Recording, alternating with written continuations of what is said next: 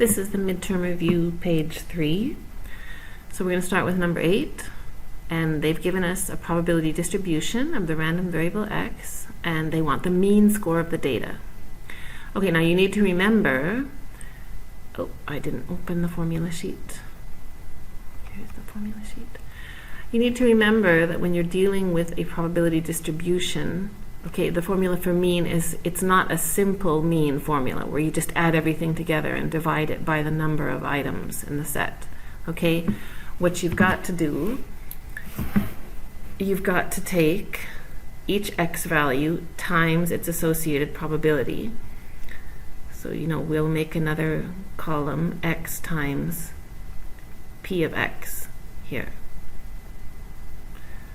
Okay. And then we'll just take 3 times 0.1. Okay, that's going to be 0.3. 6 times 0.5. That's going to be 3. 9 times 0.3. That's 2.7. And 15 times 0.1 gives us 1.5. Okay. So then we're going to sum, this is the formula, we're going to sum each x value times its associated probability. All right? So then we just sum these four numbers and we get 7.5. And that is the mean, okay, of that discrete probability distribution. So as I've been telling you in class, you need to make sure you're familiar with the formula sheet, because as only one person in my 3 classes has figured out by now, quite a few of the answers are actually on the formula sheet if you know where to look. Characteristics of binomial distribution, that is theory, that you can just look on the answer sheet for that. Okay, let's go down to number 10.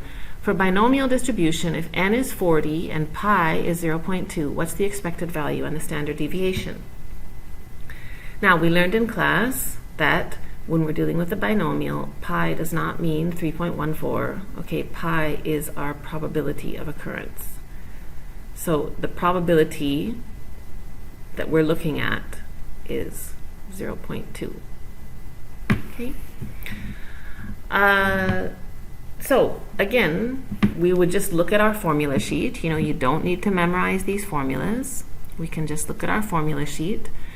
Okay, so they asked us to find the expected value and the standard deviation. Well, the expected value, that's the mean, isn't it?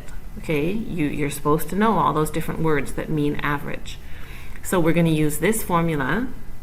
Sorry. What am I doing? We're doing binomial, okay?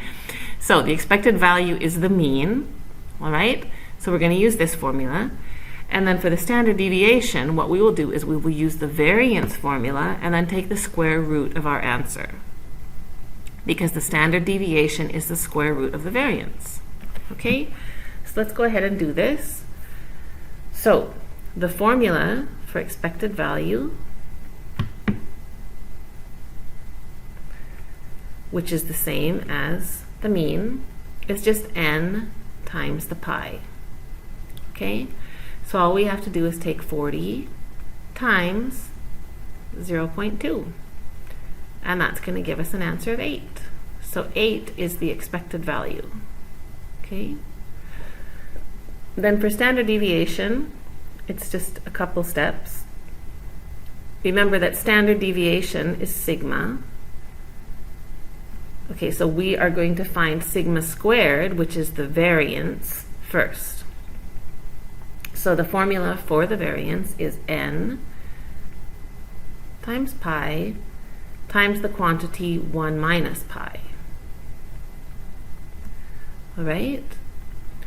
So 40 times 0.2 times 1 minus 0.2. Okay? So what we're going to find is that the variance is 6.4. Now we're not done there, because the question asks us for the standard deviation. So the standard deviation, as I've said, is actually the square root of the variance. So we're going to take the square root of that number we just found, the square root of 6.4, which is 2.53. Okay? So that is our standard deviation. So a problem like number 10 is just a matter of knowing where the formulas are on the formula sheet and slotting in the values. So that is page 3 of the